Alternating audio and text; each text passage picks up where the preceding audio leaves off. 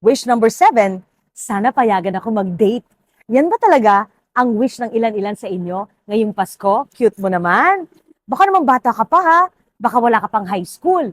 Hindi naman ako magtataka kung matatakot yung mommy mo at daddy mo na payagan ka mag-date kung masyado kang bata. Alam mo, ang saya kaya kung barkada muna kayo. Bakit hindi muna kayo lumabas na grupo? Ang saya nung ganun. Pero kung seryoso ka at date talaga ang gusto mo, importante na ipakilala mo yung gusto mong makadate sa mama mo at sa papa mo. Papuntahin mo sa bahay at ipakilala mo sa kanila para maayos. Pero college ka na ba? O baka working ka na, nagtatrabaho ka na? Nakakatawa naman kung yan pa rin ang wish mo na sana payagan kang mag-date. Because dapat naman para sa mga magulang kung adult na, payagan nyo na mag-date. Alam mo, ito lang ang sasabihin ko.